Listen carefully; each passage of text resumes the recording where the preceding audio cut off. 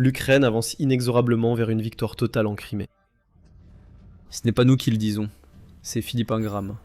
Ancien officier de haut rang dans le renseignement militaire britannique, Ingram est un homme qui a tout vu et qui possède la distinction MBE pour le prouver. Et il vient de donner une interview explosive où il a révélé un point clé.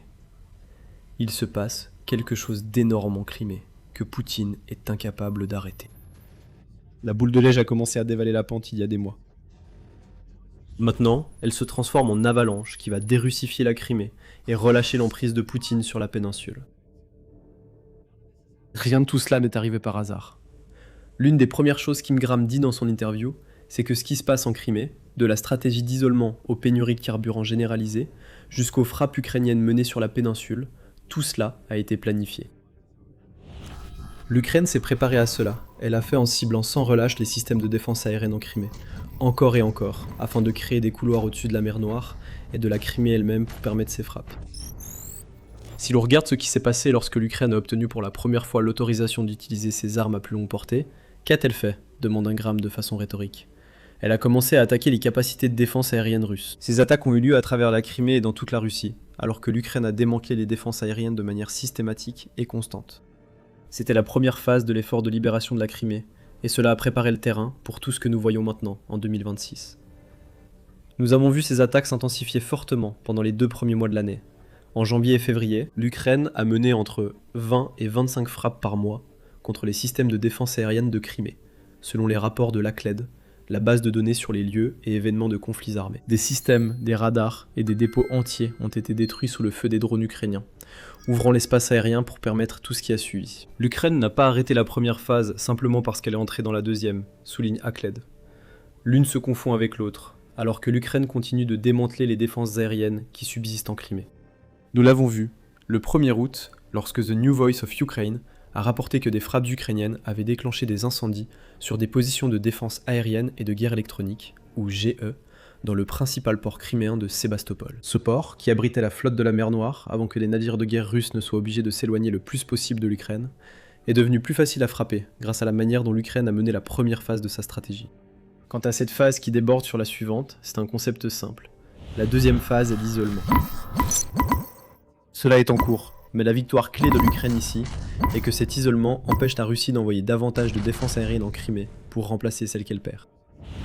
Cela rend les défenses de la Crimée limitées, vulnérables. Chaque radar, chaque système et chaque dispositif de guerre électronique que l'Ukraine détruit rapproche désormais l'Ukraine de son objectif ultime, dérussifier toute la péninsule. Supprimer la capacité de la Russie à se protéger, comme le dit Ingram, et des opportunités s'ouvrent. Et l'Ukraine a vraiment saisi les opportunités qu'elle s'est créées. L'isolement a suivi la destruction de la défense aérienne. L'Ukraine a combiné la neutralisation des véhicules dans les territoires occupés, où elle détruit les camions de carburant et de ravitaillement transportant des marchandises vers la Crimée via les territoires occupés, avec plus de 70 attaques contre les navires de la flotte fantôme en mer Noire et en mer d'Azov, rien qu'en juillet.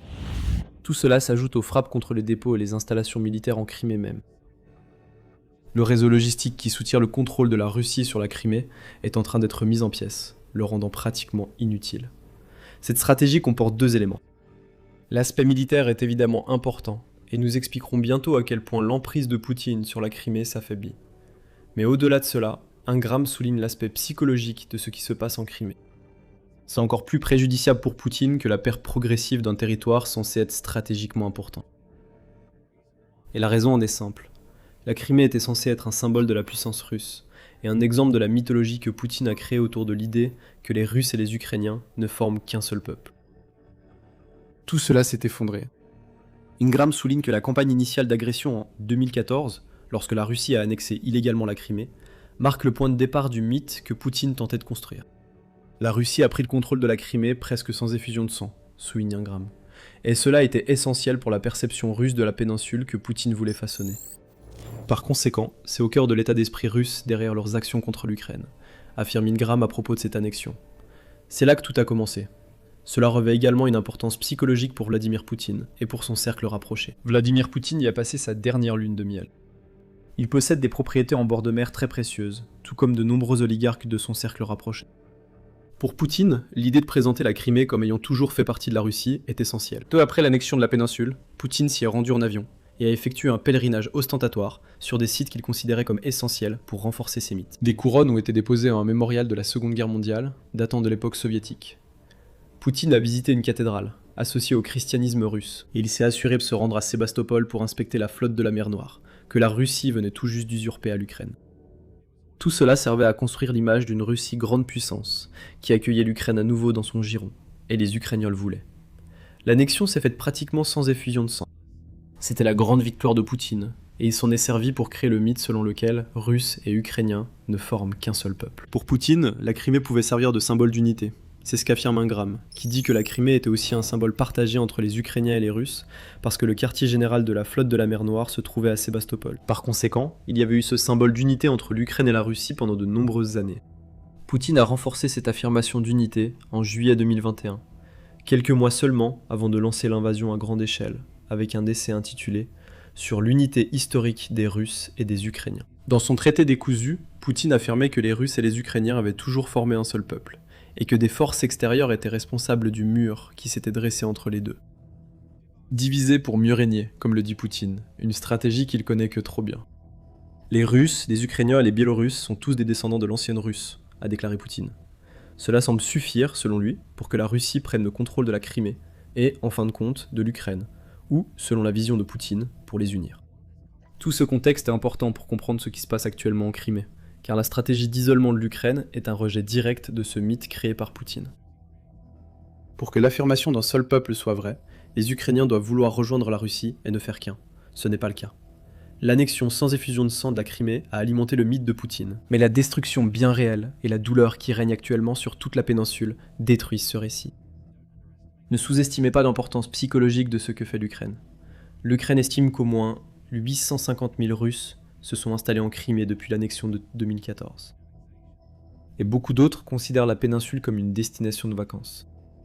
Tous ont été attirés par la promesse d'unité de Poutine, pour découvrir que chaque drone ou missile envoyé par l'Ukraine fait des trous non seulement dans l'équipement militaire, mais aussi dans le récit que Poutine a tissé. Les Ukrainiens ne forment pas un seul peuple avec les Russes. Ce message est martelé lors de la deuxième phase de l'opération ukrainienne. L'effondrement de ce mythe est essentiel pour desserrer l'emprise de Poutine sur la péninsule, car il met à nu les mensonges que Poutine a racontés pour conserver la Crimée dès le départ. Mais au-delà de l'unité supposée, il y a un autre aspect psychologique du contrôle de Poutine sur la Crimée à considérer, le pouvoir. L'unité ne signifiait rien comparé aux démonstrations de force pour Poutine, et depuis plus d'une décennie, la Crimée a été la meilleure démonstration de la prétendue capacité de la Russie à dominer l'Ukraine. Le coup d'État sans effusion de sang n'était pas seulement une question d'unité. Il s'agissait de montrer au monde et au peuple ukrainien que la Russie devait être crainte. L'Ukraine n'a pas riposté parce qu'elle avait peur de le faire. Elle savait que la Russie déferlerait sur le reste du pays si elle le faisait. Cela pouvait être vrai en 2014, lorsque l'Ukraine était mal préparée à repousser une invasion totale. Mais en 2022, et après, l'Ukraine a ruiné cette prétention russe à l'invincibilité. Chaque missile qui vole, ou chaque drone qui frappe en Crimée, offre désormais une contradiction visible entre les prétentions de puissance de Poutine et la réalité sur la péninsule. Le folklore russe est détruit petit à petit par la campagne d'isolement de l'Ukraine, ainsi que par tout ce qu'elle a fait en Crimée. Ingram souligne ce qui est arrivé à la flotte de la mer Noire, car environ 30% de cette flotte a été détruite, et le reste s'est caché. Il met en avant les attaques de l'Ukraine contre le pont de Kertch, qui est un autre monument à la supposée puissance de la Russie, puisqu'il relie la Crimée au continent russe. Rien de tout cela n'était censé être possible. La Russie était trop forte, l'Ukraine était trop faible. La Russie voulait présenter l'annexion de la Crimée comme le point de départ de la réunification avec l'Ukraine, un retour au jour de gloire de la Russie. Ce que l'Ukraine a fait, surtout, en 2026, c'est apporter un rebondissement dans l'histoire. La mainmise de Poutine sur la Crimée s'effrite précisément parce que l'Ukraine a connu tant de succès en détruisant les défenses aériennes de la péninsule et en l'isolant de la Russie et des territoires occupés. Mais tout cela va bien plus loin. Au-delà des contes de fées de Poutine, la Crimée était aussi un atout militaire. Sur le champ de bataille, l'information, c'est le pouvoir. Mais une bataille reste invisible. Chaque jour, des courtiers en données collectent, regroupent et vendent vos données personnelles sans votre connaissance ni votre consentement. Notre sponsor du jour, Inconi, vous aide à effacer ces données de centaines de bases de données en seulement quelques clics. Vos données personnelles et familiales, comme adresse et téléphone, pourraient être en ligne sans que vous le sachiez. Cela peut entraîner des appels indésirables, des arnaques et des vols d'identité. C'est dangereux pour vous et votre famille. C'est pourquoi j'utilise Inconi. Incogni trouve automatiquement où vos informations personnelles sont exposées et envoie des demandes de suppression en votre nom. Ils ne peuvent pas vous nuire s'ils ne peuvent pas vous trouver. Et avec le forfait illimité, vous pouvez aller encore plus loin. Collez simplement le lien d'un site exposant vos données. Et les experts en confidentialité d'Incogni prendront en charge les suppressions personnalisées. Commencer ne prend que quelques minutes, et après une autorisation unique, Incogni s'occupe du plus gros du travail pour vous. Reprenez le contrôle de votre vie privée dès aujourd'hui. Utilisez notre code spécial pour obtenir 60% de réduction sur n'importe quel abonnement annuel Incogni. Scannez le code QR ou cliquez sur le lien ci-dessous et commencez à supprimer vos informations personnelles du web. Vous savez déjà que l'information, c'est le pouvoir. Utilisez maintenant ce pouvoir pour vous protéger et reprendre le contrôle de votre vie privée avec Incogni. Cela, tout comme le mythe, est en train d'être démantelé au cours de la marche irrésistible de l'Ukraine vers la victoire. Cependant, avant d'aller plus loin, petit rappel, vous regardez l'émission militaire. Si vous trouvez des informations utiles sur cette chaîne, n'oubliez pas de vous abonner et d'activer les notifications pour ne manquer aucune de nos vidéos quotidiennes. En 2026, il y a une énorme différence entre ce qu'est la Crimée et ce qu'elle était censée être pour la Russie, stratégiquement parlant. La Crimée est une zone très vaste, fait remarquer Ingram. Elle s'est avérée relativement sûre, là où l'Ukraine ne disposait pas de capacité à moyenne portée. Une base relativement sûre pour entreposer des stocks logistiques, pour y avoir des bases aériennes, et tout le reste, afin de pouvoir décoller et soutenir ce qui se passait à l'est de l'Ukraine, et appuyer des troupes russes sur place. Ingram dit que la Crimée a essentiellement offert à la Russie une capacité presque équivalente à celle d'un porte-avions, parce que Poutine pensait que l'Ukraine ne pouvait pas frapper la péninsule. L'expert britannique répète le mot « sûr ». C'est ainsi que Poutine voyait la Crimée, une base sûre, à partir de laquelle mener des attaques et gérer la logistique vers l'est de l'Ukraine. Tout cela a changé, et c'est grâce à la brillante stratégie d'isolement de l'Ukraine. En isolant la péninsule de Crimée, dit Ingram, ce que fait l'Ukraine, c'est empêcher la Russie de faire cela. Cela a empêché la Russie d'utiliser comme aérodrome, ou comme plusieurs aérodromes, comme base logistique, comme base de commandement et de contrôle. La flotte de la mer Noire a été repoussée, et tout cela a rendu Poutine très inquiet au sujet de la Crimée, car il ne peut pas utiliser la péninsule pour obtenir la domination militaire qu'il a promise au peuple russe. Poutine a été contraint de constater que la stratégie de l'Ukraine pour la Crimée s'est révélée bien plus large et bien plus efficace qu'il n'aurait jamais pu l'imaginer. Quand il ne s'agissait que de frappes occasionnelles sur le pont de Kertch, ou d'attaques contre des moyens militaires aux mers Noires, mais pas contre la Crimée elle-même, Poutine pouvait gérer cela. Des frappes isolées ne signifient rien, dirait-il. Mais maintenant, la stratégie de l'Ukraine englobe tout. La Crimée est une cible régulière, généralement frappée plusieurs fois par semaine. La mer Noire est quasiment contrôlée par l'Ukraine, et les artères logistiques qui traversaient les territoires occupés vers la Crimée se sont effondrées, tout comme la mainmise de Poutine sur la Crimée. La Russie s'est retrouvée exposée stratégiquement pour avoir une fois de plus sous-estimé l'Ukraine. La géographie qui rendait la Crimée si précieuse pour la Russie au début de l'invasion est devenue un handicap. Cette capacité de portée intermédiaire dont parle Ingram n'est plus un problème. L'Ukraine dispose de drones capables d'atteindre n'importe quel point en Crimée. Elle possède des drones navals qui peuvent parcourir toute la mer Noire et pénétrer en mer d'Azov. La distance n'est plus un facteur. La flotte de la mer Noire l'a appris très tôt, et maintenant le reste de la Crimée en prend conscience. La Crimée n'est pas en sécurité, et cela signifie qu'elle ne peut pas être utilisée comme une immense base militaire, telle que l'avait imaginé Poutine. Les frappes de l'Ukraine visant aussi bien les ponts et les liaisons ferroviaires que les convois et les dépôts de carburant ont ruiné la Crimée en tant qu'atout stratégique pour Poutine. L'Ukraine utilise la force pour reprendre la Crimée, mais elle le fait d'une manière à laquelle personne, et surtout pas Poutine, ne s'attendait. Pendant des années, surtout avant la guerre en Ukraine, le consensus était que reprendre la Crimée nécessiterait une attaque amphibie massive, permettant à l'Ukraine de déployer des troupes sur la péninsule. Cette attaque serait accompagnée d'une avancée à travers la bande de terre étroite qui relie la Crimée à l'Ukraine. C'était tout simplement impossible. L'Ukraine perdrait des dizaines de milliers de soldats, voire plus, et elle se retrouverait vulnérable sur le continent. La force n'était pas une option, et la plupart des Occidentaux semblaient être d'accord, comme le souligne le journal The Independent. Mais la force est devenue une option.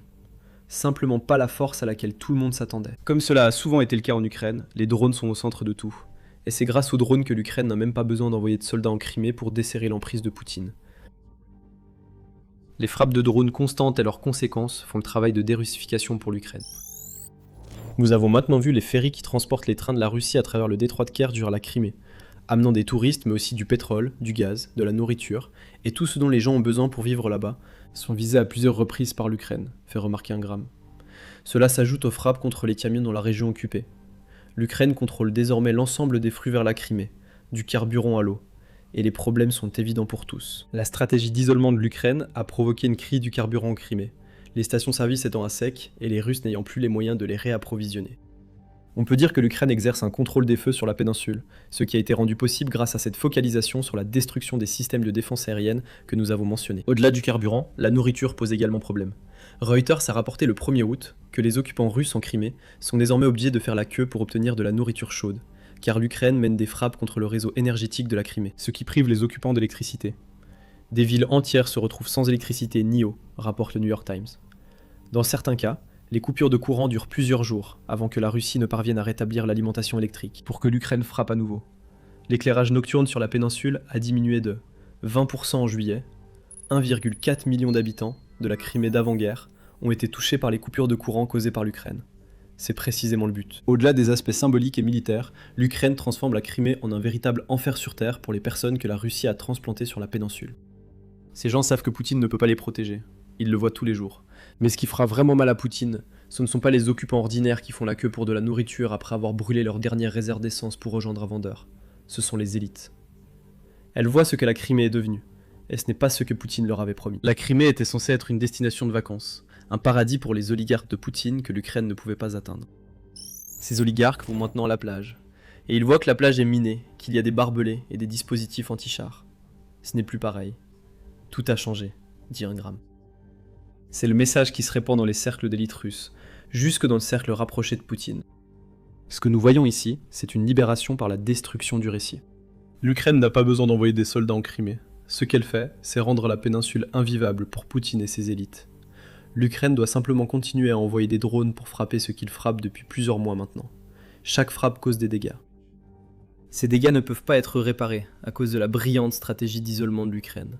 Et chaque fois qu'un drone atterrit en Crimée, Poutine encaisse un coup. Combien de coups supplémentaires le dirigeant russe peut-il encaisser? Pendant que tout cela se passe, la Russie se prépare aux élections de la Douma d'État à la mi-septembre.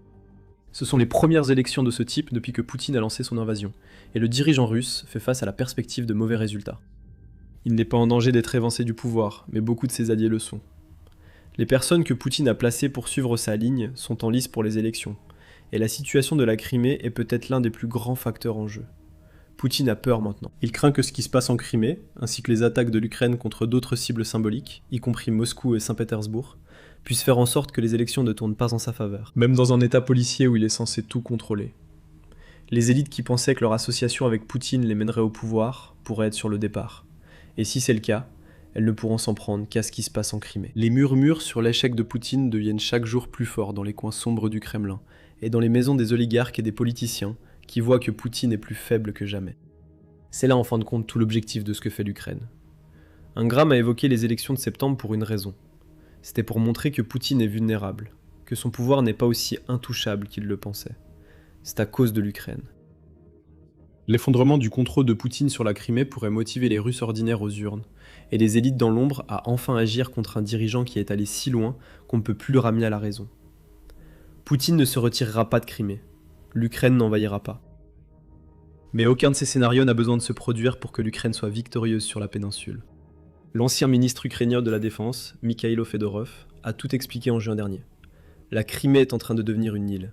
On pourrait même dire qu'elle l'est déjà. Et ce qui attend la péninsule, ce sont plus de frappes, plus de souffrances et plus de colère envers un président russe qui avait promis de protéger, mais qui a échoué à chaque étape. Nous assistons au début de la fin de la domination russe en Crimée. Quelque chose d'énorme est déjà en train de se produire sur la péninsule. Et pour Poutine, cela ne fera qu'empirer à partir de maintenant. Ingram a expliqué une grande partie de ce que l'Ukraine fait en Crimée, et les conséquences de la brillante campagne en 2 phases.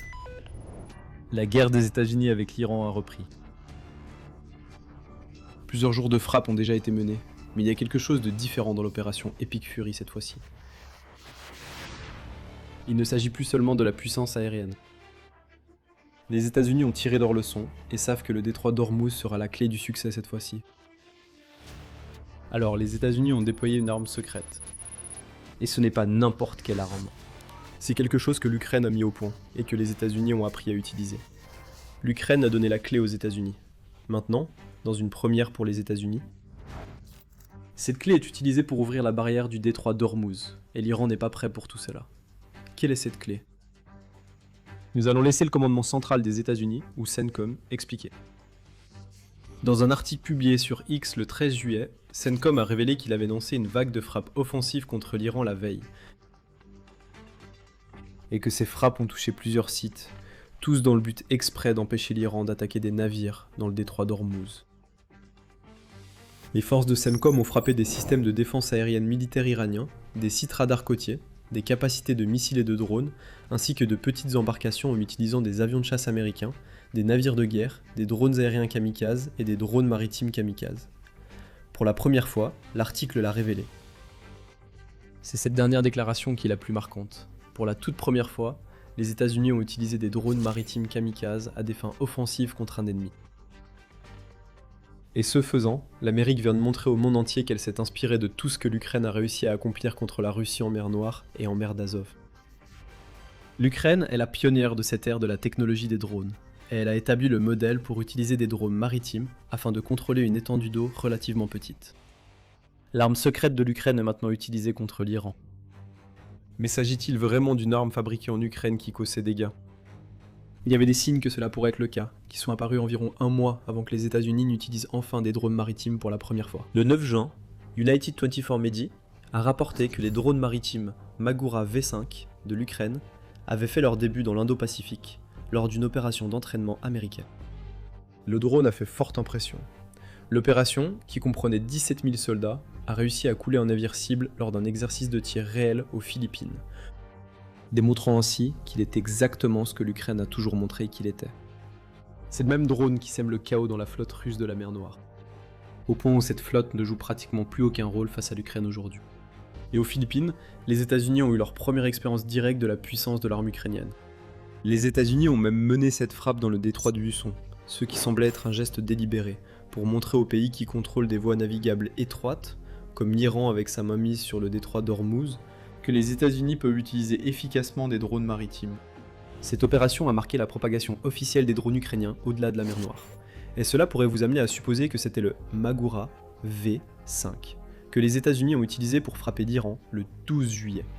Cependant, ces suppositions sont erronées. Les États-Unis ont peut-être testé le Magura V5, et il se peut bien qu'ils déploient bientôt la puissance de ce drone, qui possède une charge utile de 320 kg et une portée de 430 000 nautiques dans le détroit d'Ormuz. Mais pour son tout premier déploiement au combat d'un drone maritime, les États-Unis se sont peut-être inspirés des exploits de l'Ukraine en mer Noire, mais ils voulaient utiliser un drone qu'ils avaient eux-mêmes développé pour envoyer un message à l'Iran. Un nouveau type d'arme a fait son entrée. Ce n'était pas le Magura V5 que les États-Unis ont utilisé le 12 juillet. C'était le Corsair. Dans son rapport sur ce que le CENTCOM a fait en Iran, le Military Times indique que les États-Unis ont utilisé des Corsairs pour aider à réduire la capacité de l'Iran à continuer d'attaquer les navires commerciaux dans le détroit d'Ormuz. Et il est facile de comprendre pourquoi les États-Unis auraient préféré utiliser ce drone maritime plutôt que le drone ukrainien déjà éprouvé. Le Corsair est redoutablement puissant. Construit par Saronic, une entreprise basée au Texas, le Corsair mesure 24 pieds et peut transporter une charge utile de 1000 kg sur une distance de plus de 1000 milles nautiques. Ainsi, il peut parcourir plus de 2 fois la distance du Magura V5 et délivrer plus de 3 fois la puissance explosive lors d'une attaque kamikaze. Le Corsair peut également atteindre des vitesses allant jusqu'à 35 nœuds, ce qui le rend suffisamment rapide pour faire face aux vedettes rapides iraniennes qui représentent la principale menace dans le détroit d'Ormuz. Après tout, la marine traditionnelle de l'Iran ne pourra pas faire grand-chose. Vers la fin de la première phase de l'opération Epic Fury, les États-Unis affirmaient avoir détruit plus de 160 navires de guerre iraniens, mettant ainsi la marine iranienne hors d'état de nuire dès le début. Maintenant, ce sont des vedettes rapides et d'autres petits navires similaires qui constituent le cœur de la stratégie iranienne. En suivant le modèle ukrainien en mer Noire, les États-Unis veulent désormais faire du Corsair la riposte parfaite. Vous vous demandez peut-être pourquoi les États-Unis ont pu choisir le Corsair plutôt que le Magura V5 sur le plan opérationnel. Oui, le Corsair est plus puissant et peut parcourir une plus grande distance, mais le Magura V5 a déjà fait ses preuves pour couler des navires. Cela pourrait vous faire penser que c'était un meilleur choix. Cependant, le Corsair a déjà largement fait ses preuves. En fait, il a déjà été utilisé par les États-Unis auparavant, même si ce n'était pas pour le type de mission que nous venons de voir. La plateforme Corsair a parcouru plus de 100 000 milles nautiques. Donc ce n'est pas comme si le drone venait d'être largué en mer pour la première fois en Iran. Elle a également un solide bilan dans d'autres types de missions, un bilan récent d'ailleurs. Ce n'est que le 8 juin que les États-Unis ont utilisé un Corsair pour secourir l'équipage d'un hélicoptère Apache AH-64 qui s'était écrasé au large des côtes d'Oman comme le souligne Task and Purpose. On pense que cet hélicoptère a été touché par un drone iranien, et le Corsair a démontré qu'il pouvait offrir un moyen à faible risque de traverser le détroit d'Ormuz pour sauver des soldats. C'était une première pour les États-Unis en soi, car c'était la première fois que l'Amérique utilisait un drone maritime pour secourir du personnel bloqué en mer. Ce que le CEMCOM a fait avec le Corsair, le 12 juillet, était bien différent. Ce que les États-Unis ont fait ici, c'est observer l'Ukraine remodeler la guerre navale moderne. Inspiré par des modèles comme le Magura, qui, rappelons-le, pourrait bientôt faire son entrée dans le détroit d'Ormuz, les États-Unis ont déployé une démonstration de puissance de drones maritimes contre l'Iran. C'est un signal clair au régime de Téhéran que la bataille pour le détroit d'Ormuz va se dérouler différemment cette fois-ci. Comme la mer Noire, le détroit d'Ormuz est une étendue d'eau relativement petite, avec des points d'accès clairs. Il est contrôlable. Cependant, il reste des questions auxquelles nous n'avons pas encore répondu. La principale étant de savoir ce que les États-Unis ont réellement frappé avec le Corsair.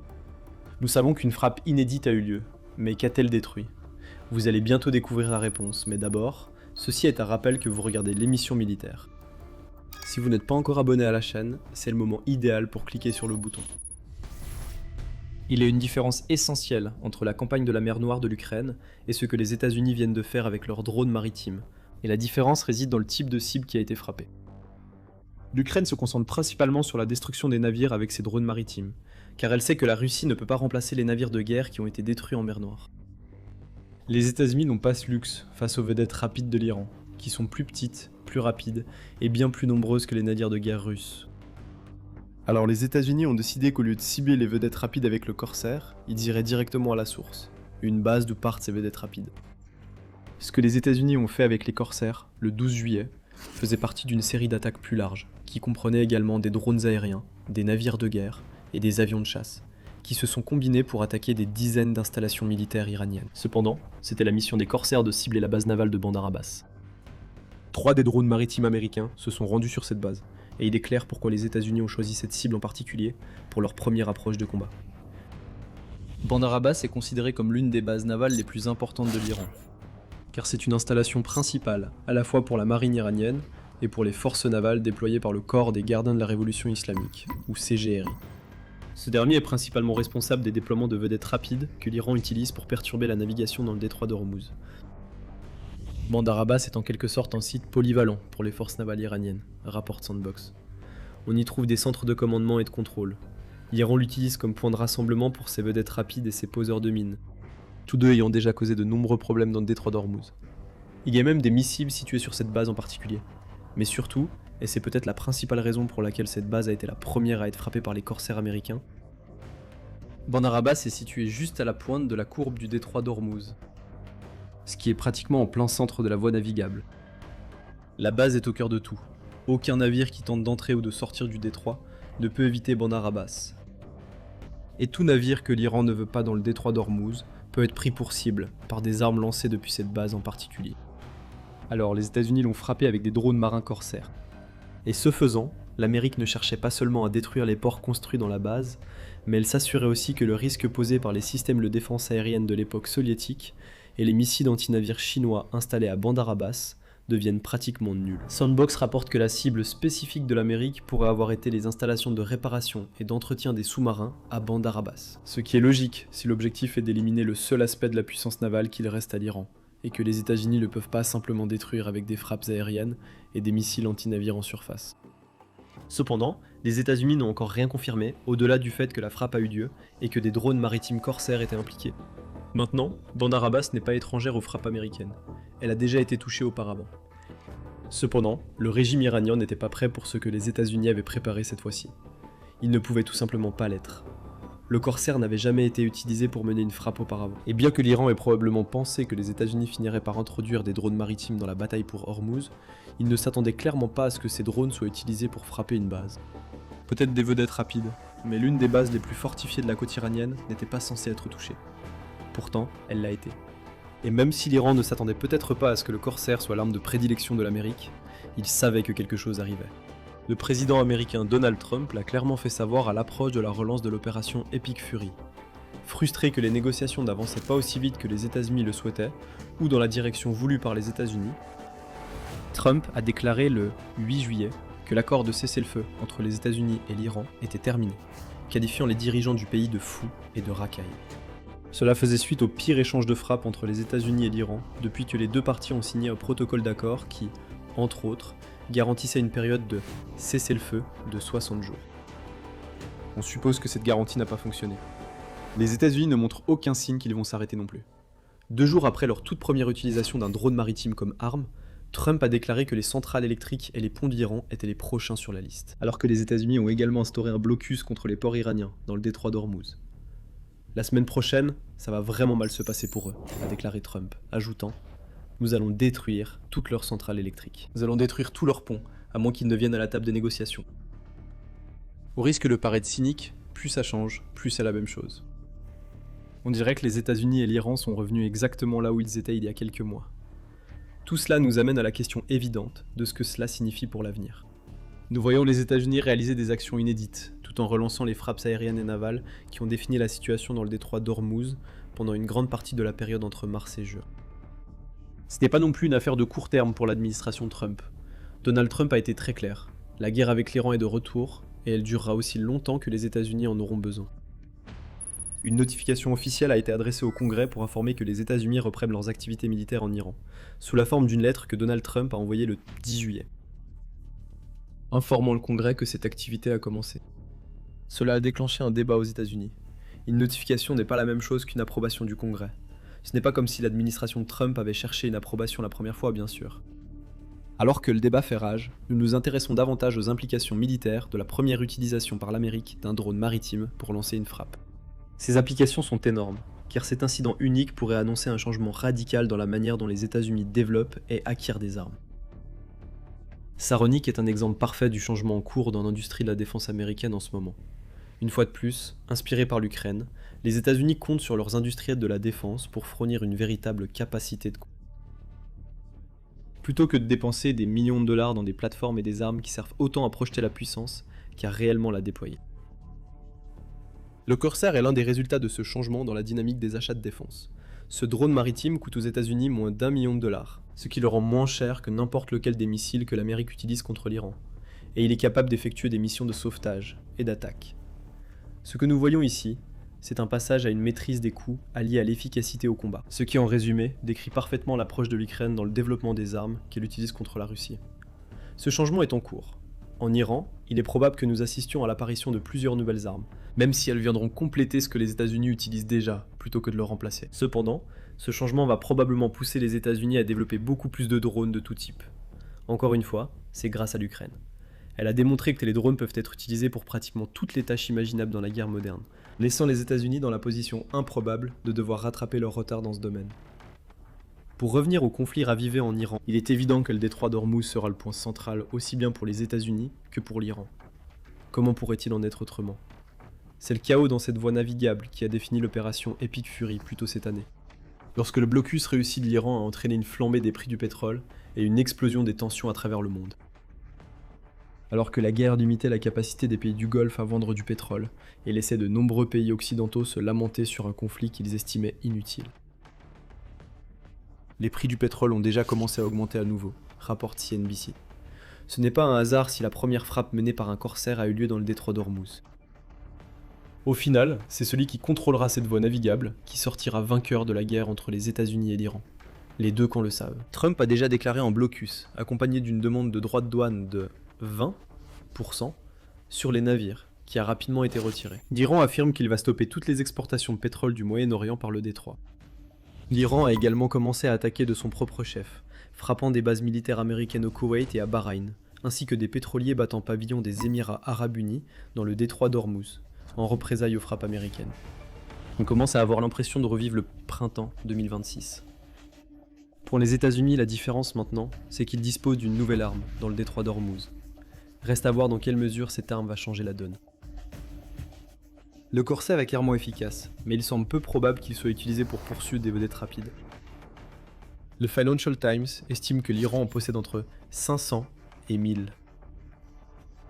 Utiliser une flotte de drones marins qui coûte près d'1 million de dollars pour traquer ce type de vedette est inefficace, et peut ne pas être réalisable simplement en raison du nombre. Au lieu de cela, les États-Unis pourraient chercher à utiliser le Corsair, comme on l'a déjà vu, des opérations de sauvetage si nécessaire, et des frappes contre les ports et les bases côtières qu'utilise l'Iran pour contrôler le détroit d'Ormuz. La logique est solide. Couper les vedettes rapides de l'Iran à la source réduit l'impact qu'elles peuvent avoir sur le trafic maritime, donnant ainsi aux États-Unis plus de temps pour accomplir ce qu'ils veulent faire en Iran, avant que la pression de la communauté internationale ne s'exerce, comme cela a été le cas auparavant. Il est également possible que le Corsair soit utilisé pour escorter des navires marchands dans le détroit d'Ormuz. L'Institut naval des États-Unis a rapporté en juin que la Commission des forces armées de la Chambre des représentants a recommandé cet usage pour les drones maritimes américains, déclarant « La Commission estime que les embarcations de l'armée avec équipage pourraient être assistées par des navires de surface sans équipage dédié, les USV, offrant une protection renforcée des forces, une alerte précoce, des capacités de détection et des capacités défensives, tout en réduisant les risques pour le personnel. » Ce qui est parfaitement clair, c'est que le Corsair et peut-être d'autres drones maritimes sont pris en compte dans la deuxième phase de l'opération Epic Fury. Les États-Unis ont tiré des leçons de l'Ukraine et savent à quel point ces drones peuvent être polyvalents. Et même s'il n'est peut-être pas possible d'exécuter la même stratégie que l'Ukraine contre la Russie en mer Noire, à cause du nombre de vedettes rapides dont dispose l'Iran, la Marine vient de nous montrer à quel point ces corsaires peuvent être dangereux. Nous pensons que nous verrons davantage de frappes côtières menées par les drones marins américains dans un avenir très proche. Mais au-delà de cela, les possibilités sont nombreuses, et ce que feront les États-Unis ensuite dépendra probablement de la réponse de l'Iran dans le détroit d'Ormuz. Il se peut aussi que nous voyions les États-Unis introduire quelque chose de bien plus coûteux dans la guerre contre l'Iran. Le message a été transmis de Victoria à Québec. Le Canada opère un changement majeur. Souvent considéré, à tort ou à raison, comme une puissance militaire de second plan, qui comptait sur les États-Unis pour sa protection, afin de maintenir une forme étrange de pacifisme, le Canada se prépare maintenant à la guerre que tout le monde redoute. Il ne peut plus y avoir de restrictions budgétaires. Le Canada doit se réarmer, se reconstruire et s'assurer qu'il est prêt à affronter une menace russe qui se rapproche dangereusement d'un impact direct sur l'OTAN. Une nouvelle ère militaire s'est levée au Canada, et le pays envoie des signaux indiquant qu'il est prêt à se battre. Le 6 juillet, le Premier ministre canadien Mark Carney a pris la parole avant le sommet de l'OTAN, où il a rencontré des dizaines d'autres dirigeants des pays membres de l'OTAN, pour discuter de la manière dont le groupe doit réagir face à la situation géopolitique difficile créée par l'agression incessante de Poutine. Mark Carney avait un message clair. Dans un monde plus dangereux et divisé, le Canada doit faire davantage pour se défendre, assurer sa souveraineté et soutenir ses alliés. Le Premier ministre du Canada a déclaré cela, avant d'ajouter que les décennies de décisions en matière de politique étrangère, qui ont façonné l'armée canadienne, en partant du principe qu'elle serait toujours soutenue par son partenaire le plus puissant, sont révolues. Les hypothèses qui ont façonné des décennies de politique de défense et de politique étrangère canadienne ont été bouleversées. L'histoire est de retour en force. La dernière phrase est d'une vérité effrayante. Poutine a remis en lumière les horreurs de l'époque de la guerre froide, après 3 décennies avec son invasion de l'Ukraine. Et la crainte aujourd'hui est qu'il étende bientôt son agression à une guerre qui engloberait l'Europe et peut-être le reste du monde. Ce que nous voyons ici, c'est un revirement complet de la politique canadienne annoncée par Carney. Pendant des décennies, le Canada a été considéré comme l'un des maillons les plus faibles de l'OTAN, rapporte le Wall Street Journal. Le média n'a pas tort. Le pays a une longue histoire de ne jamais atteindre l'objectif de dépenses de défense de l'OTAN, fixé à 2% du produit intérieur brut ou PIB d'un membre. Encore, en 2025, le Canada ne consacrait que 1,37% de son PIB à la défense. Et il est régulièrement resté en dessous de l'objectif de l'OTAN depuis sa création en 2006. Cela a changé. En 2026. Et nous allons voir à quelle vitesse. Mais la déclaration de Carney est bien plus que la simple fanfaronnade de la part d'un pays qui a toujours eu le potentiel d'être une grande puissance militaire.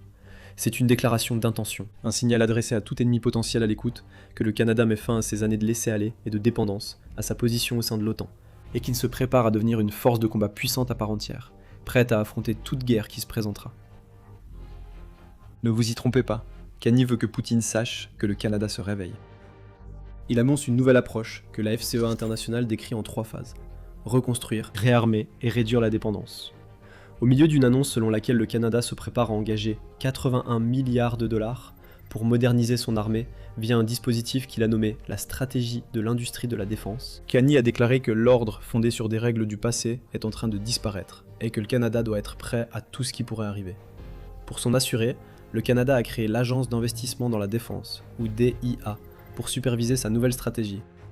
Et cette agence se concentre sur 5 piliers, qui permettront au Canada de revenir en force comme membre clé de l'OTAN. Ces piliers s'inscrivent dans les 3 phases mentionnées par la FCEA.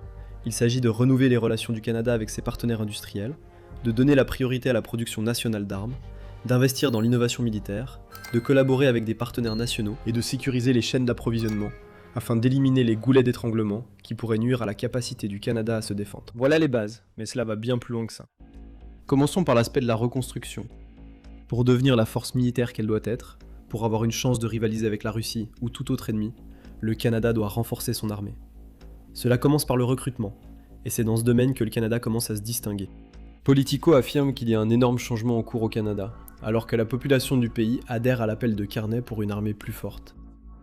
Ce changement a entraîné une augmentation du nombre de Canadiens, en particulier parmi les jeunes générations, qui s'engagent dans l'armée canadienne. L'année écoulée, jusqu'à l'été 2026, a enregistré une augmentation de 13% des enrôlements, alimentée en partie par le fait que le Canada offre des augmentations de salaire de 20% à ses soldats, et promet de meilleurs services sociaux, ainsi que des logements militaires pour ceux qui s'engagent. Le Canada n'avait pas nécessairement une armée faible auparavant. Global Firepower classe le pays au 28e rang des plus puissants parmi les 145 qui dévaluent chaque année. Cependant, pour une nation d'environ 40 millions d'habitants, l'armée active de 63 500 soldats a toujours été un point sensible. Ce n'est tout simplement pas une armée assez grande en termes d'effectifs, surtout comparé aux États-Unis, et les Canadiens s'en rendent vite compte. Politico rapporte que 63% des Canadiens pensent désormais que le pays doit dépenser plus pour sa défense qu'il ne le fait déjà, surtout à la suite des tensions croissantes avec les États-Unis, dont nous parlerons bientôt. La BBC ajoute que le taux de militaires quittant les forces armées canadiennes est également en baisse, ce qui accompagne l'augmentation du taux de recrutement. Tout cela est essentiel au volet reconstruction de la transformation du Canada. Pour renforcer une armée, il faut d'abord avoir la volonté du peuple. Le Canada semble avoir cela, ce qui lui donne une base solide sur laquelle construire. Et construire, c'est ce que fait le Canada. Le Canada a élaboré un document stratégique de 58 pages pour exposer ses engagements de dépenses à venir d'ici 2035. Ces engagements comprennent 180 milliards de dollars consacrés aux achats et 290 milliards de dollars qui seront investis dans l'infrastructure de défense du pays. En d'autres termes, la construction au sens propre des armes et des moyens de défense dont le Canada a besoin s'il veut avoir une chance dans une éventuelle guerre à venir. En plus de cela, Euromiden Press rapporte que le Canada lance de nouvelles mesures qui lui permettront de lutter contre la menace de guerre hybride posée par des nations comme la Russie. Selon l'ambassadrice sortante du Canada en Ukraine, Natalia Smoch, le Canada a créé 2 programmes avec ses partenaires pour contrer la menace hybride. Le premier est une académie qui fournira au Canada un vivier d'analystes et garantira le partage d'informations entre le pays et ses partenaires de défense. Le second est un fonds qui sera utilisé pour soutenir les victimes d'attaques hybrides, en particulier les organisations et les individus qui n'ont peut-être pas la capacité de résister au type de tactique de guerre hybride utilisée par la Russie, comme le piratage informatique. Encore une fois, tout cela constitue un travail fondamental qui est essentiel à la reconstruction. Mais parallèlement à la reconstruction, le Canada doit faire ce que toutes les armées doivent faire si elles veulent être respectées par les puissances qui cherchent à les menacer. Se réarmer. Plus de main-d'œuvre et de nouveaux programmes, c'est bien, mais cela ne signifie pas grand-chose face aux forces armées russes, plus importantes. Ce qui attirera l'attention de Poutine, ainsi que celle de tout autre ennemi du Canada, ce sont les armes, et en grand nombre. Mais avant d'aborder l'aspect du réarmement dans la nouvelle approche du Canada en matière de défense, ceci est un rappel que vous regardez l'émission militaire. Nous réalisons des vidéos qui examinent comment le pouvoir évolue et les dynamiques géopolitiques changeantes qui nous affectent tous. Si vous êtes nouveau ici, abonnez-vous et activez la cloche de notification pour voir plus de nos vidéos quotidiennes. Parlons des dépenses. Nous avons évoqué le fait que le Canada est à la traîne par rapport aux autres membres de l'OTAN en matière de dépenses depuis des années, et que 2026 sera la première fois depuis longtemps que le pays atteindra l'objectif de dépenses fixé par l'OTAN. Et ce n'est pas fini. Le Wall Street Journal indique que le budget de la défense du Canada pour 2025 prévoit 60 milliards de dollars de dépenses supplémentaires jusqu'en 2030 pour renforcer les forces armées du pays. Le Canada s'est également engagé à atteindre le nouveau seuil de l'OTAN, soit 5% du PIB consacré aux dépenses d'ici 2035. Cela sera réalisé en consacrant 3,5% du PIB à la défense et 1,5% supplémentaire à des investissements essentiels liés à la défense et à la sécurité, comme les programmes de lutte contre la guerre hybride que nous avons mentionnés précédemment. Certains critiquent un manque perçu de transparence dans les plans de dépenses de défense du gouvernement canadien, bien que le ministre des Finances du Canada, François-Philippe Champagne, ait déclaré que plus de détails seront fournis à mesure que le Canada progressera. Nous n'avons aucune raison de douter de Champagne. Et nous avons également de nombreux indices sur les domaines dans lesquels le Canada va dépenser une grande partie de son argent, pour ce qui est du volet réarmement du plan. D'une part, le Canada cherche à s'intégrer fortement au plan de défense de l'Europe. En décembre 2025, le Canada a réussi à conclure un accord final pour rejoindre le programme SAFE, ou Action de sécurité pour l'Europe, de l'Union européenne. Ce programme de 171 milliards de dollars est décrit par Politico comme un système de prêts pour l'achat d'armes Et il donnera au Canada l'accès à des projets financés conjointement et permettra aux entreprises canadiennes de soumissionner pour des contrats dans le cadre du programme SAFE. En d'autres termes, ce programme s'inscrit dans plusieurs des piliers du nouveau plan de défense du Canada, y compris le renforcement des relations avec les partenaires existants et le développement du secteur canadien de fabrication de matériel de défense. Mais ce n'est qu'un début. En ce qui concerne les dépenses directes pour de nouvelles armes, le Canada a été un peu dépensier ces derniers temps. Le principal événement jusqu'à présent a eu lieu le 6 juillet. C'est à ce moment-là que la nouvelle est tombée. Le Canada a accepté d'acheter 12 sous-marins à l'Allemagne, dans ce que la BBC qualifie de plus gros contrat de ce genre jamais conclu. Cet accord permet au Canada de faire face à un problème naval majeur. Un seul sous-marin sur 4 actuellement en service est réellement en état de naviguer. Et cela contribuera également à ce pilier essentiel qu'est le développement par le Canada de sa propre capacité de production de défense. L'accord, qui a été conclu mais pas encore officialisé, a vu le Canada choisir TKMS comme fournisseur de ses sous-marins. Cette entreprise est spécialisée dans la construction de sous-marins non nucléaires, donc le Canada n'investira pas dans des submersibles absolument haut de gamme. Mais ce n'est pas ce qui compte. Ce qui compte, c'est que le Canada investisse enfin, après des années à laisser sa marine se débrouiller avec des sous-marins inadéquats. Une fois terminés, ces 12 sous-marins permettront au Canada d'avoir 3 sous-marins opérationnels à tout moment. Ce qui laisse la place à l'entretien et à la maintenance des autres sous-marins. Et les sous-marins auront des capacités d'opérer sous la glace. Pour un pays qui s'attend à un conflit avec la Russie dans la région arctique, c'est vital. L'accord en est encore à ses débuts, et nous ne savons pas encore combien le Canada va dépenser, ni quand il recevra les sous-marins. Mais 12 sous-marins ne sont pas bon marché, et en continuant sur cette lancée de dépenses, il y a d'autres accords qui nous montrent comment le Canada réarme activement ses forces armées. The Wall Street Journal indique qu'en juin, le Canada a signé un accord de 1,76 milliard de dollars avec l'Australie pour acheter un système radar transhorizon qui devrait également devenir un élément clé des plans du pays pour défendre ses intérêts dans la région arctique. Il y a également des suggestions selon lesquelles le Canada envisagerait d'acheter des avions de chasse Gripen à la Suède, à la suite d'une visite de la famille royale suédoise au Canada. Cette rumeur survient après que le Canada a mis en suspens, en 2025, un accord visant à acheter 88 F-35 aux États-Unis, en raison des tensions politiques dont nous avons parlé. Ce n'est pas tout. En mars, il a été rapporté que le Canada avait conclu un accord de 307 millions de dollars avec Colt pour acheter 30 000 nouveaux fusils d'assaut pour l'armée, tous fabriqués au Canada. Cet accord inclut une option pour acheter 35 000 fusils supplémentaires et il permettra au Canada de remplacer les fusils qu'il utilise depuis 35 ans. On se débarrasse de l'ancien pour faire place au neuf, tout en donnant un coup de pouce à la fabrication nationale du Canada une fois de plus. Par-dessus tout cela, et malgré les tensions avec les États-Unis, le Canada a confirmé en juin qu'il achètera 26 lance-roquettes HIMARS dans le cadre d'un accord de 2,6 milliards de dollars qui comprend également des munitions, de la formation et du soutien, et des pièces de rechange. Ce que nous voyons ici, c'est que le Canada donne suite à ses engagements d'investissement, et ce n'est que le début. 2026 est l'année où le Canada a enfin commencé à respecter ses obligations envers le temps, et il ne fera qu'augmenter ses dépenses à partir de là. De nouveaux sous-marins, avions de chasse, fusils, radars et lance-roquettes vont tous renforcer et moderniser une armée qui est restée stagnante pendant trop longtemps. Au cours des prochains mois et des prochaines années, nous nous attendons à entendre beaucoup plus parler des milliards de dollars que le Canada consacre à de nouvelles armes. Avec cela, nous arrivons au dernier des 3 R du Canada, la dépendance. Plus précisément, il s'agit de quelque chose que nous avons déjà abordé à plusieurs reprises. Le Canada essaie de découpler sa défense des États-Unis autant que possible, afin de pouvoir voler de ses propres ailes. Cela ne veut pas dire qu'il y aurait une rupture totale dans les relations entre les États-Unis et le Canada. Le Canada n'achèterait pas de lanceurs HIMARS de pointe si c'était le cas. Cependant, personne ne peut le nier. La situation diplomatique entre les deux nations nord-américaines a été quelque peu chaotique depuis l'arrivée au pouvoir du président américain Donald Trump. Et ce bouleversement a montré au Canada qu'il ne peut pas toujours supposer que les États-Unis seront prêts et disposés à se battre pour défendre leurs voisins du Nord, si le besoin s'en fait sentir. La relation qui semblait autrefois inébranlable s'est révélée plus fragile que ce que quiconque aurait pu imaginer, quelques jours seulement après que Trump soit devenu président. L'administration Trump a imposé des droits de douane au Canada en février 2025, affirmant que le Canada doit faire davantage pour lutter contre l'immigration illégale et l'entrée de fentanyl par la frontière. Au cours des mois suivants, Trump a commencé à parler d'annexer le Canada. Que ce soit sur le ton de la plaisanterie ou non, les déclarations de Trump ont inquiété beaucoup de gens. Carney a parlé d'une rupture géopolitique. Et même avec l'augmentation de ses dépenses, le Canada a été critiqué par le Pentagone. En mai, Elbridge Colby, qui est le sous-secrétaire à la défense chargé de la politique au Pentagone, a prononcé une critique cinglante contre le Canada, affirmant que le pays n'a pas fait de progrès crédibles concernant ses engagements en matière de défense. D'après tout ce dont nous avons parlé dans cette vidéo, c'est manifestement faux, et cela n'aide pas non plus les relations. Les États-Unis ont également annoncé qu'ils suspendaient leur participation aux commissions permanentes mixtes de défense, afin de réévaluer comment ce forum profite à la défense commune de l'Amérique du Nord. Il semble que le mot permanent n'était qu'une suggestion. Ce conseil consultatif sur la sécurité continentale existe depuis 1940.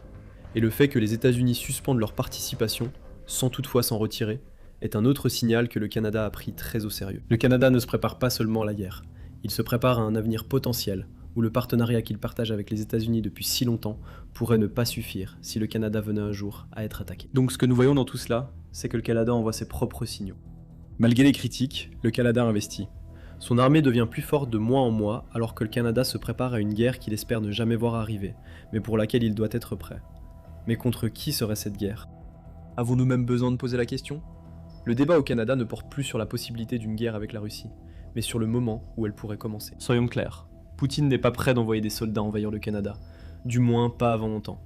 Quelle que soit la guerre qui se profile au-delà de l'Ukraine, elle se déroulera d'abord en Europe. Mais le Canada est membre de l'OTAN, tout comme de nombreux pays européens qui sont dans la ligne de mire de Poutine.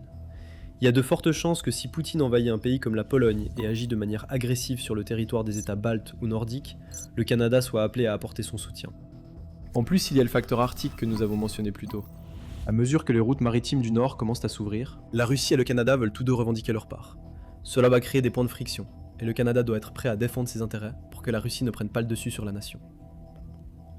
Il est également important de noter que le Canada a déployé environ 2000 soldats dans le cadre de l'opération Réassurance en Lettonie, et toute attaque contre ces soldats serait considérée comme une attaque contre le Canada lui-même. La Russie a également été très virulente dans ses condamnations du Canada ces dernières semaines, ce qui ne fait qu'ajouter à la tension géopolitique qui inquiète Carney et son équipe.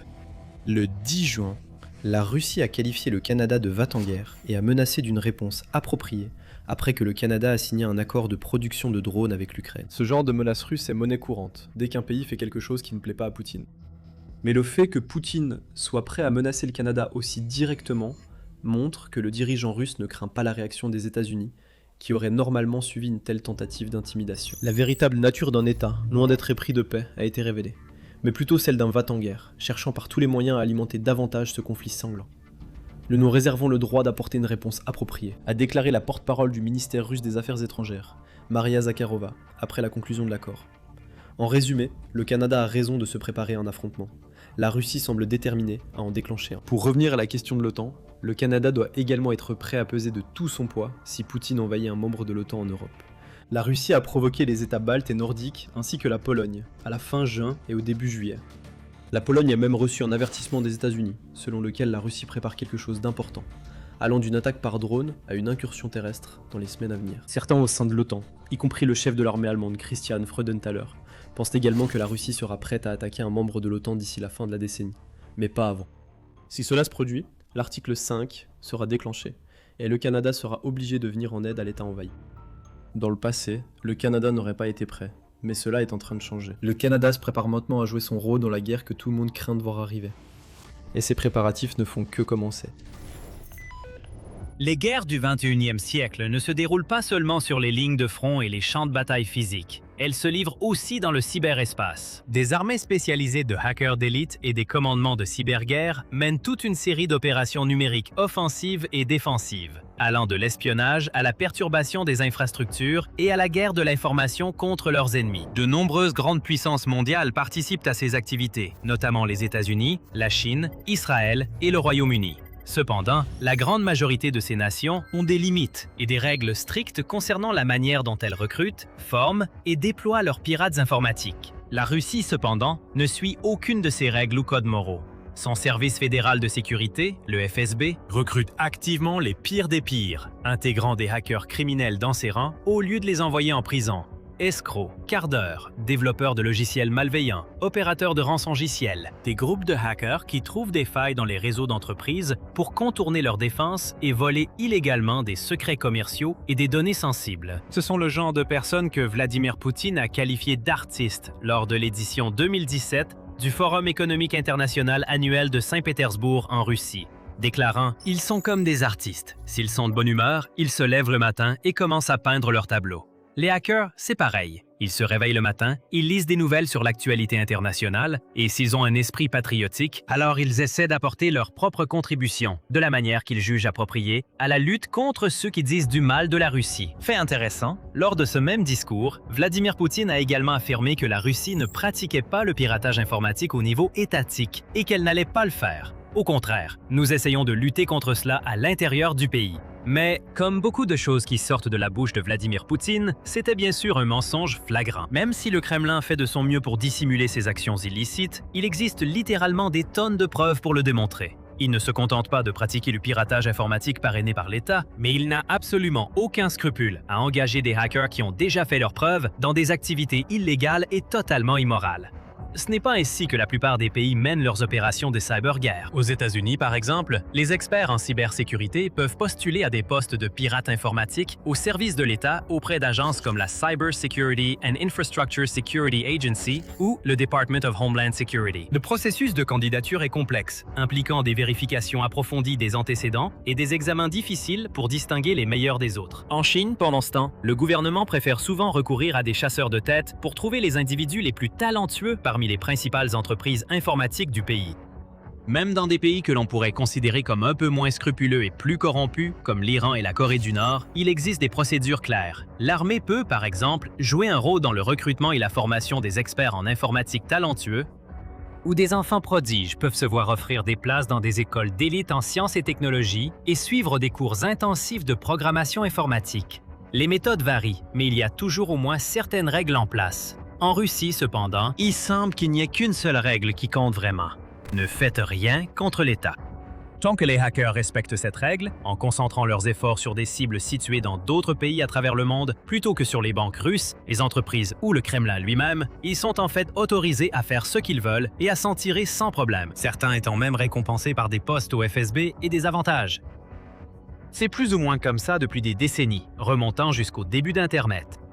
Dans les années 1990, par exemple, la Russie avait déjà une communauté de hackers assez large, et beaucoup de hackers russes pouvaient être décrits comme des rebelles ou des esprits libres. Beaucoup étaient anti-establishment, comme les hackers d'autres pays à travers le monde, et désireux d'utiliser leurs compétences uniques pour promouvoir la libre circulation de l'information. Cependant, un événement historique majeur s'est ensuite produit, qui allait changer à jamais le visage de la scène du hacking russe. Cet événement fut la Seconde Guerre de Tchétchénie. En août 1999, des combattants islamistes moudjahidines, venus de Tchétchénie, ont mené des incursions armées dans la République russe du Daghestan pour soutenir les rebelles séparatistes de la région. Ils espéraient former un Daghestan et une Tchétchénie unie qui fonctionnerait sous un gouvernement islamique et expulse tous les Russes de la région. Le gouvernement russe est intervenu et une brève bataille a eu lieu, le poids écrasant de l'armée russe s'étant avéré trop important pour que les rebelles et les séparatistes puissent y faire face.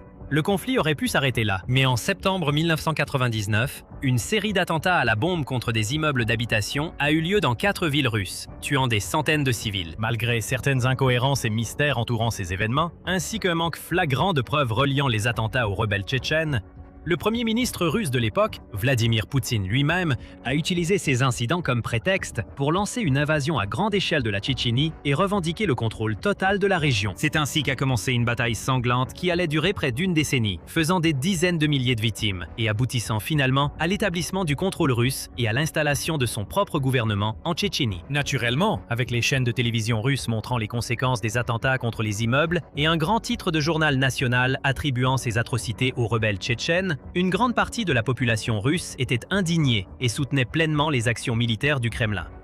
Certains sont même allés plus loin dans leur soutien. Un groupe de hackers, par exemple, se faisant appeler la Brigade du réseau sibérien, a décidé de lancer sa propre campagne de cyberguerre contre les forces tchétchènes.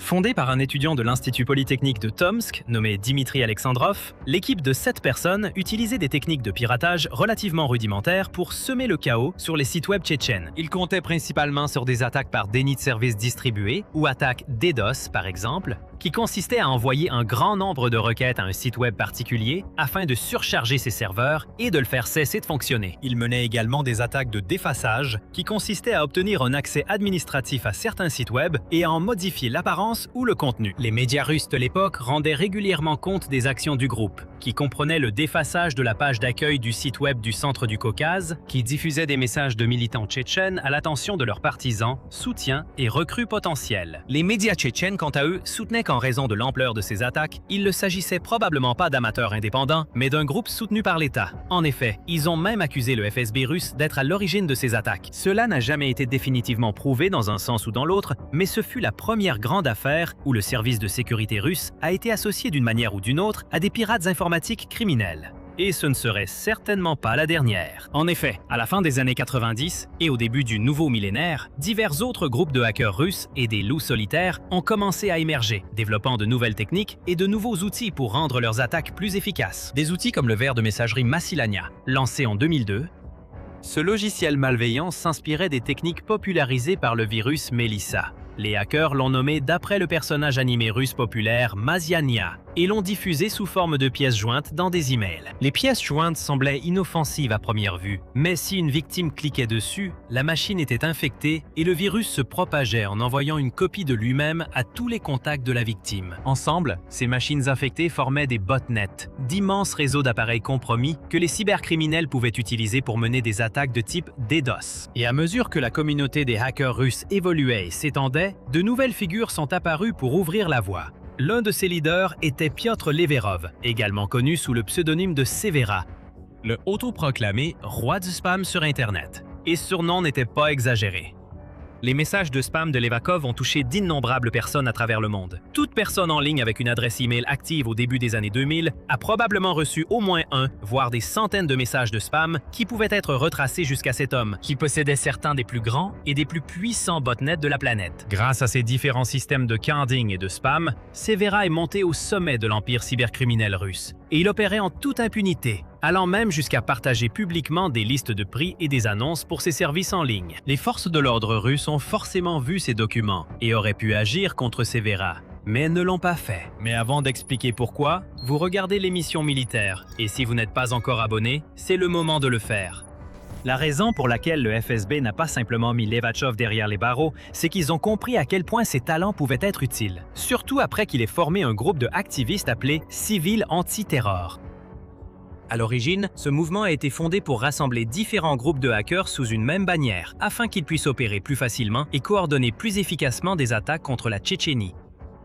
Des attaques DDoS aléatoires et des virus reconditionnés sont devenus moins efficaces avec le temps, à mesure que la cybersécurité s'est améliorée. Les hackers russes ont donc dû faire preuve de plus de ressources pour infliger de sérieux dégâts à leurs adversaires. Sous la direction de Severa, ils ont lancé une offensive totale contre les Tchétchènes. Ensuite, ils ont commencé à orienter leur attention vers d'autres cibles, qui étaient également des ennemis du Kremlin, comme les partis d'opposition russes, les sites de médias indépendants, les organisations non gouvernementales et même des pays étrangers considérés comme critiques envers la manière dont la Russie était gouvernée. Pour Severov, il ne semblait pas que cela ait de l'importance, qu'il bombarde des partis politiques ou qu'il envoie des spams promettant de s'enrichir rapidement à des personnes au hasard dans le monde entier. Tout fonctionnait et lui profitait d'une manière ou d'une autre, et les mécanismes impliqués étaient en grande partie les mêmes. Pendant des années, des rumeurs ont circulé selon lesquelles Severov devait travailler en tant qu'indépendant ou sous contrat pour le gouvernement russe, surtout en 2007, lorsque ces vastes réseaux de bots ont été utilisés pour une cyberattaque massive contre l'Estonie. Des années plus tard, des politiciens du mouvement Nachi et du parti au pouvoir Russie Unie ont admis avoir participé à cette attaque, et Severov a lui aussi reconnu qu'il avait travaillé avec le parti. Et les preuves n'ont cessé de s'accumuler à partir de là. À peu près à la même époque que l'attaque contre l'Estonie, un programmeur moscovite nommé Anton Noskov a décidé de faire une copie du site web civil antiterroriste de Severov afin de le préserver pour les générations futures à des fins d'analyse.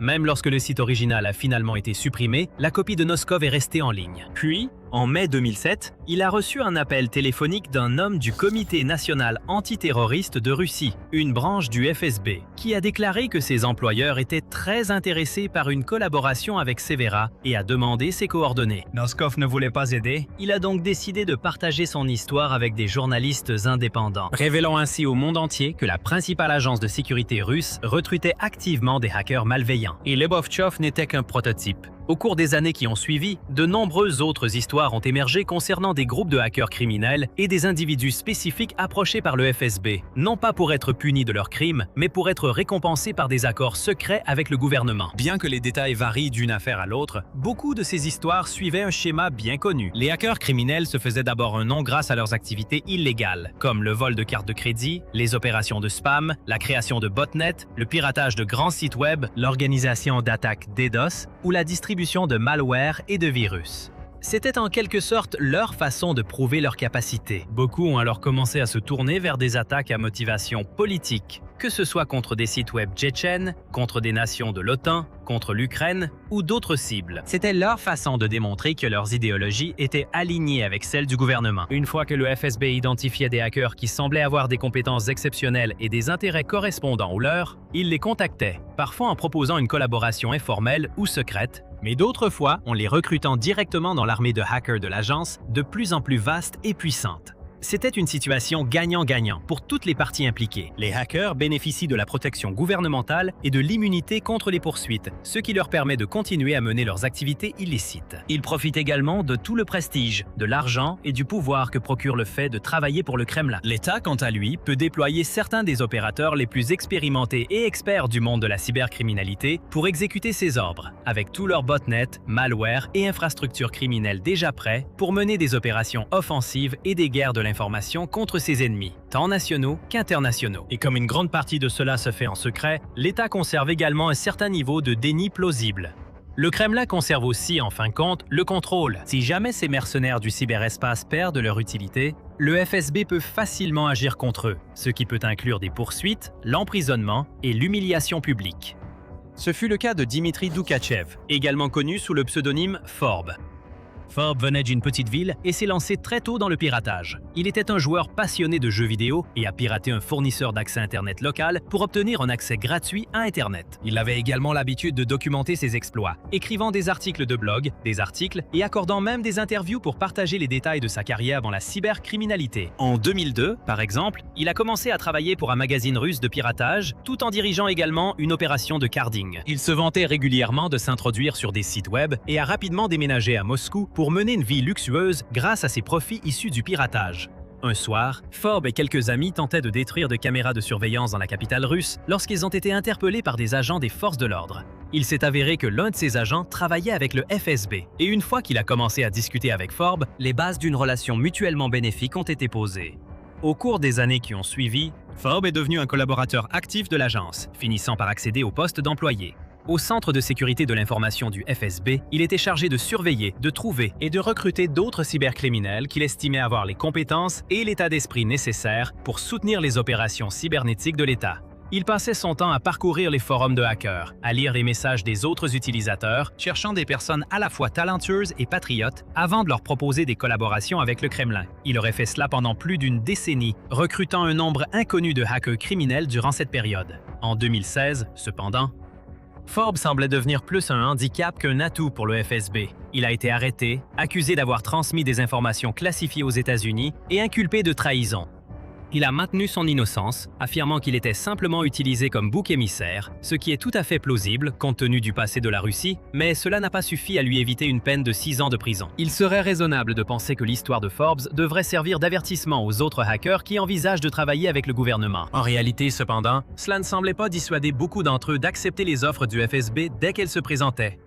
Au cours des décennies qui ont suivi l'arrestation de Forbes, de nombreux cas ont été enregistrés, et bien d'autres sûrement qui n'ont pas été rendus publics, impliquant des hackers et des groupes de hackers, concluant des accords non officiels avec le gouvernement russe, mettant leurs compétences au service d'opérations telles que l'ingérence dans les élections occidentales, le piratage de sites web ukrainiens pendant la guerre entre les deux nations, la diffusion de propagande numérique, le vol d'informations sensibles et la réalisation d'attaques d'extorsion. Il y a par exemple le tristement célèbre groupe de hackers Evil Core, dirigé par un homme nommé Maxim Yakoubets, qui est souvent décrit dans les médias russes comme le hacker qui a volé 100 millions de dollars et qui conduit une Lamborghini dans les rues de Moscou sans aucun risque d'être arrêté. Pourquoi? Parce qu'il se trouve qu'il est marié à la fille d'un ancien haut responsable du FSB qui a utilisé son influence non seulement pour protéger Evil Corps de toute poursuite, mais aussi pour l'intégrer au sein de l'agence. De nombreux rapports affirment que le FSB a activement chargé Evil Corps de mener des opérations d'espionnage numérique et des cyberattaques agressives contre les pays de l'OTAN au fil des années. En échange, le groupe a été autorisé à agir en toute impunité malgré d'importantes opérations de blanchiment d'argent, de l'extorsion, des attaques par rançongiciel et des vols à grande échelle. Il y a aussi le groupe de activistes tout aussi notoire, Killnet. Opérant principalement via des chaînes Telegram, Killnet s'est formé en mars 2022, lors des premières phases de la guerre avec l'Ukraine. Et il a ensuite mené de nombreuses attaques DDoS et cyberattaques contre des infrastructures critiques et des sites gouvernementaux dans des pays perçus comme alliés de l'Ukraine, comme la Roumanie, la Moldavie, la Norvège, la Lettonie, les États-Unis et l'Allemagne. Il n'y a pas eu de preuves claires et concrètes liant ce groupe, ou son chef énigmatique Kill Milk, au FSB. Cependant, de nombreux chercheurs pensent que même si Killnet ne travaille pas directement avec les services de sécurité, il bénéficie clairement d'un certain niveau de protection du Kremlin, puisque leurs intérêts sont si étroitement alignés. C'est la vérité effrayante de la stratégie de cyberguerre de la Russie. Il ne s'agit pas de recruter des experts talentueux en technologie par des voies légales, de débaucher les meilleurs des meilleurs dans les principales entreprises informatiques du pays, ou de former des hackers éthiques dans les meilleures universités technologiques. Au lieu de cela, c'est une entreprise souterraine louche, impliquant des agences gouvernementales officielles qui collaborent avec des groupes criminels douteux, négociant des accords dans l'ombre qui permettent aux hackers de continuer à propager des virus et à escroquer des millions de personnes tant qu'ils rendent quelques services au Kremlin en parallèle. Comme beaucoup d'autres aspects des opérations du Kremlin, c'est une façon odieuse et répugnante d'agir, mais c'est exactement ce que nous en sommes venus à attendre du régime de Poutine. Alors que la Russie tente de s'enfoncer davantage dans la région de Zaporizhia, elle vient de tomber sur quelque chose à quoi elle ne s'attendait pas du tout. Pas des soldats ukrainiens, ni même des drones, ce sont des Colombiens qui l'attendaient. Des mercenaires hautement entraînés, qui ont perfectionné leurs compétences dans les jungles de leur pays d'origine, sont en Ukraine. Et ils viennent de faire quelque chose d'incroyable. Des Russes ont commencé à mourir, une position a été libérée. Mais la véritable histoire ici, ce n'est pas seulement ce qui s'est passé à Zaporizhia, c'est ce qui se passe en Colombie. Il y a des raisons intéressantes pour lesquelles autant de soldats de ce pays se rendent en Ukraine. Vous allez les découvrir dans cette vidéo. Mais d'abord, nous partons à Stepnogorsk. Tout au long du mois de juillet, les parachutistes russes avaient lentement mais sûrement commencé à infiltrer cette petite localité. Ayant déjà été repoussés une première fois par une offensive de libération brillante et fulgurante, ces soldats russes tentaient désespérément de s'accrocher à n'importe quel territoire, afin que leurs camarades puissent annoncer la bonne nouvelle à Poutine. Stepnogorsk était de nouveau sous contrôle. Les parachutistes étaient loin de contrôler le village, mais les infiltrés sont dangereux, et ce groupe en particulier avait commencé à établir de petites positions dans des bâtiments incendiés et d'autres cachettes, leur permettant de diriger leurs tirs contre les forces ukrainiennes et de tendre des embuscades pour les piéger. Il était hors de question de laisser les infiltrés continuer, non seulement à cause des dégâts qu'ils pouvaient causer, mais aussi parce que Stepnogorsk est plus important qu'il n'y paraît. Ce n'est pas un simple village. Stepnogorsk donne accès à l'autoroute E105, offrant ainsi une voie possible pour avancer plus loin dans Zaporizhia. Si la Russie parvient à prendre le contrôle de ce village, elle pourrait l'utiliser comme centre logistique et base de lancement pour des assauts à travers le fleuve Dnipro, et, à terme, sur Zaporizhia elle-même. Les infiltrés de Poutine avaient un objectif clair. L'Ukraine devait les éliminer. Après avoir envisagé toutes les options, l'Ukraine a décidé d'utiliser le groupe tactique Revanche pour l'opération. L'unité du renseignement de la défense ukrainienne, ce groupe est actif depuis le début de la guerre, et on estime qu'il a à peu près de la taille d'un régiment, ce qui signifie qu'il compte entre 501 et 1500 membres. Mais ce qui rend Revanche spécial, c'est le profil de ceux qui en deviennent membres. Les soldats ukrainiens ne font pas partie de ce groupe tactique. Les membres viennent de partout pour rejoindre une unité internationale. Le groupe tactique Revanche a déjà laissé son empreinte sur la guerre. Dès les premiers jours de l'invasion russe, le groupe a été déployé à Kiev et a joué un rôle clé dans l'arrêt de l'avancée initiale des Russes lors de la bataille de Hostomel. Plus tard, le groupe a libéré Rudinska dans l'oblast de Kiev et il a également combattu à Kharkiv et à Tchassivyar, en plus de se battre près de la ceinture de forteresse de Donetsk. Ces soldats sont expérimentés, talentueux et plus que capables de faire face aux infiltrés russes. Maintenant, des soldats colombiens du groupe tactique Revanche sont à Zaporizhia. Ils viennent de mettre en échec les infiltrés russes à Stepnogorsk. Un message télégramme du groupe, daté du 28 juillet, révèle tout. Après avoir reconnu que des infiltrés russes avaient réussi à pénétrer à Stepnogorsk, le groupe tactique Revanche a pris son temps. Les infiltrés n'allaient nulle part. Leur mission était de trouver un endroit où se cacher, puis d'attendre l'arrivée des ravitaillements et des renforts. Les deux étaient encore loin d'arriver, alors les membres de Revanche ont profité de l'occasion pour mener une reconnaissance approfondie, tirant parti de chaque erreur commise par les occupants russes pour localiser parfaitement leur position. Une fois que Revanche savait où se trouvaient les Russes, les drones FPV ont été déployés. Encore et encore, ces drones se sont écrasés sur la position russe, faisant comprendre aux parachutistes à l'intérieur qu'ils avaient été découverts. Ces parachutistes, déjà dans une situation délicate, ont dû être déconcertés lorsqu'ils ont commencé à entendre de l'espagnol sur le champ de bataille. Revanche a fait suivre les frappes de drones d'une attaque au sol menée par des soldats colombiens. Avant cette attaque, les troupes russes ont eu le choix, se rendre maintenant ou mourir au combat. Aucune réponse n'est venue des parachutistes. Alors les soldats colombiens d'Ukraine ont tiré des grenades dans les bunkers et les tranchées où se cachaient les soldats russes. Les conséquences de l'une des batailles ont été filmées. Nous voyons les combattants étrangers aux côtés de l'Ukraine, entrer dans un bâtiment, vérifiant prudemment les environs à la recherche de signes de parachutistes. Un soldat russe a été éliminé lors du combat, un deuxième a été capturé. L'opération était précise et d'une efficacité létale. Elle s'est également révélée instructive. Nous voyons sur les images que le soldat capturé est déjà blessé. Portant un bandage autour de la tête, ce soldat essaie de se cacher dans ce qu'on pourrait qualifier au mieux de taudis souterrain. Lorsqu'il est trouvé, il a les mains levées. La toute première chose qu'il dit est « Je me sens vraiment mal. Vous avez de l'eau ou quelque chose à boire ?» Rien que cela montre ce que Poutine fait endurer à ses soldats. Il y a déjà eu des histoires concernant le manque de ravitaillement et d'eau fournis aux infiltrés par le passé. En mai 2025, des soldats russes à Kherson ont même été surpris en train de boire dans des flaques d'eau, après l'effondrement total de leur ligne de ravitaillement, ce qui les a rendus assez désespérés pour risquer de boire de l'eau sale plutôt que de mourir de déshydratation. Maintenant, on voit un soldat clairement blessé à Stepnogorsk supplier ceux qui l'ont capturé pour avoir à boire. Le parachutiste reçoit de l'eau ainsi qu'une cigarette, puis il est ensuite placé en détention par les forces conjointes colombiennes et ukrainiennes. Il existe également des images de l'interrogatoire qui a suivi. Le parachutiste capturé révèle tout sur son identité et, ce faisant, expose ce que Poutine et ses sbires attendent réellement d'un soldat. Enfant, il s'est retrouvé dans un orphelinat avec son frère, après que leur mère a craqué parce qu'elle ne pouvait pas les contrôler. Ce frère est aussi dans l'armée, combattant sur l'axe de Koursk, révèle le soldat capturé. Le soldat a révélé qu'avant de se retrouver dans un orphelinat, son père le laissait boire de la vodka dès son plus jeune âge. Papa a fini en prison pour avoir agressé un voisin et l'avoir presque tué. Le soldat a quitté l'école après 7 ans d'études, ce qui signifie qu'il n'a pas obtenu son diplôme. Il était en mission pour la toute première fois lorsqu'il a été capturé à Stepnogorsk. Et lorsqu'on lui demande ce qu'il pense de Poutine, le soldat révèle ce que c'est vraiment d'être russe. À quoi bon voter de toute façon ? Poutine gagnera toujours. Et quand lui et ses acolytes sont au pouvoir, ils cherchent des gens comme ce soldat. Peu instruits, issus de familles brisées, désespérés d'avoir de l'argent. S'il y a un moyen d'exploiter quelqu'un, les recruteurs russes s'y précipitent. Et tout cela a été découvert parce que l'Ukraine a déployé un contingent létal de soldats colombiens à Stepnogorsk. Cela nous amène à la deuxième grande histoire ici, ou devrions-nous dire la grande question. Que font donc des soldats colombiens en train de se battre dans l'enfer des lignes de front ukrainiennes ? Les réponses sont nombreuses, et vous allez bientôt découvrir qu'il ne s'agit pas seulement de quelques combattants colombiens venus dans le pays. Ils sont des milliers. Mais avant d'approfondir ce sujet, ceci est un rappel que vous regardez l'émission militaire.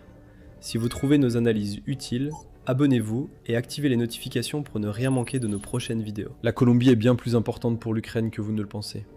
Même si les deux nations ne sont certainement pas alliées, au point que la Colombie soutienne activement l'Ukraine dans sa lutte contre la Russie.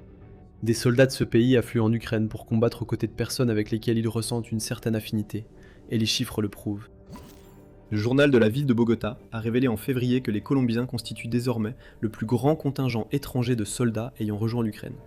Le groupe tactique Revanche en compte beaucoup, tout comme plusieurs autres unités qui combattent sur le front. Le média affirme qu'à l'heure actuelle, jusqu'à 2000 ressortissants colombiens servent activement dans les rangs ukrainiens, et qu'au total, jusqu'à 7000 ont servi depuis que Poutine a lancé son invasion.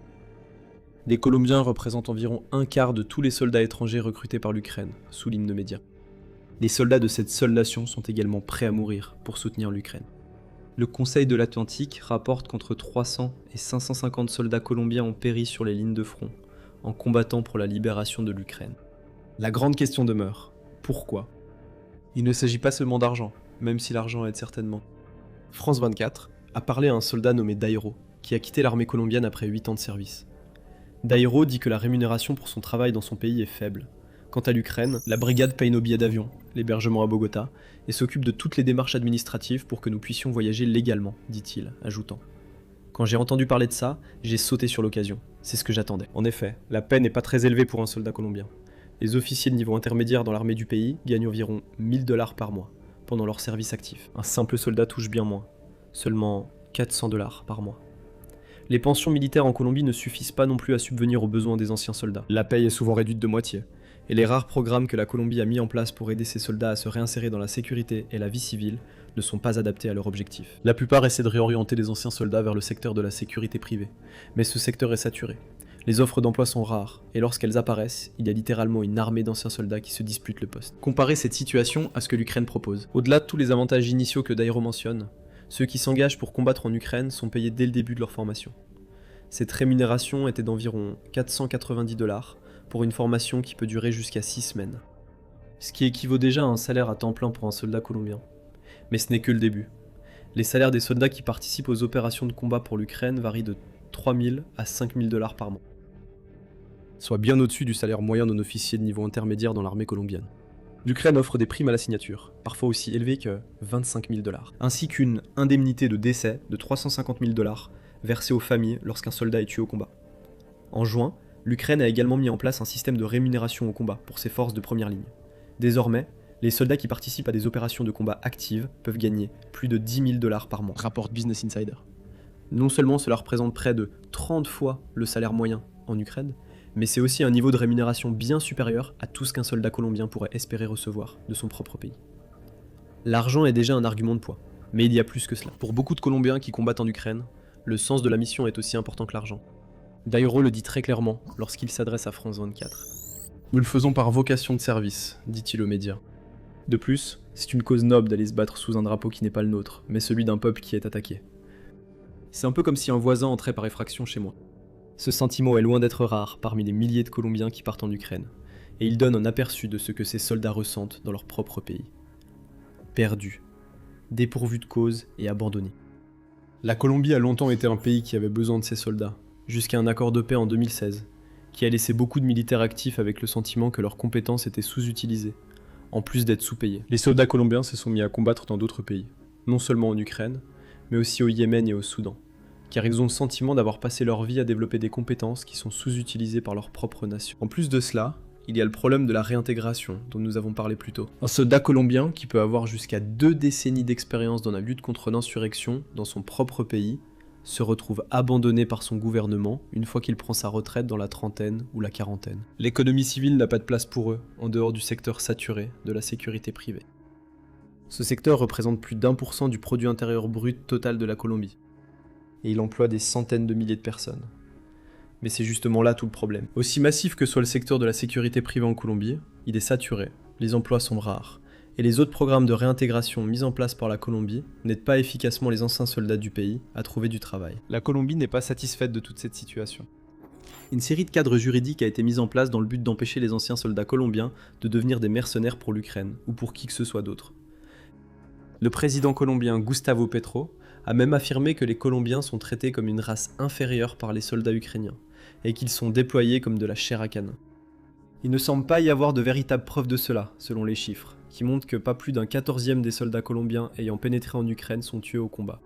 Il est également à noter que Vladimir Poutine lui-même a affirmé que Gustavo Petro pourrait être un partenaire prometteur, ce qui suggère que le président colombien pourra avoir une motivation allant au-delà de la sécurité et du bien-être des soldats de son pays. Néanmoins, la Colombie tente d'empêcher ses soldats de se rendre en Ukraine. En décembre 2025, la Chambre des représentants du pays a même voté pour ratifier la Convention des Nations Unies contre les mercenaires. Cette convention existe depuis 1989. Il est donc étrange que la Colombie ne considère ce qui se passe comme un problème que maintenant. Cependant, cette loi n'empêche pas l'Ukraine de recruter. Ceux qui combattent dans la Légion internationale de l'Ukraine ou qui font partie des unités d'assaut régulières de l'Ukraine ne sont pas considérés comme des mercenaires, selon cette même convention, souligne l'Atlantic Council. Au final, il semble que Petro passe à côté du problème. La Colombie compte des milliers de soldats qui estiment que leurs compétences ne sont pas respectées, qui ne reçoivent pas la rémunération qu'ils méritent, et que leur pays ne parvient pas à les réintégrer dans la société une fois leur service terminé. Ainsi, ces soldats trouvent un sens en combattant pour l'Ukraine, et l'Ukraine a été plus qu'heureuse de faciliter l'arrivée des Colombiens dans ses forces armées. Il est à noter que les premiers soldats venus d'Amérique latine pour rejoindre l'Ukraine l'ont fait de leur propre initiative, souligne France 24. Ce n'est qu'après qu'un soldat à moitié argentin, à moitié ukrainien, que le média a appelé Nazar, a contribué à lancer un programme pour en faire venir davantage, que l'Ukraine a commencé à recruter activement sur le continent. L'Ukraine soutiendra qu'elle ne fait qu'offrir l'opportunité. C'est aux soldats eux-mêmes de faire le choix. Tout cela nous ramène à l'assaut remarquable mené par les soldats colombiens à Stepnohorsk, aux côtés de leurs collègues ukrainiens. L'assaut a été fructueux. Une capture a été effectuée, plus d'informations ont été recueillies, et les infiltrés russes ont été forcés de quitter le village. Pour l'Ukraine, c'est une grande victoire, car cela signifie que la Russie est désormais plus éloignée de la possibilité d'atteindre les cibles de Zaporizhia qu'elle souhaite frapper. Cependant, Stepanihirsk n'est toujours pas en sécurité, loin de là. Ce village a été le théâtre de combat pendant une grande partie de la guerre en Ukraine, et à un moment donné, la Russie a réussi à occuper en grande partie Stepanihirsk. La situation s'est inversée en mai 2026, lorsque les forces ukrainiennes ont mené une brillante opération pour libérer Stepanihirsk des occupants russes.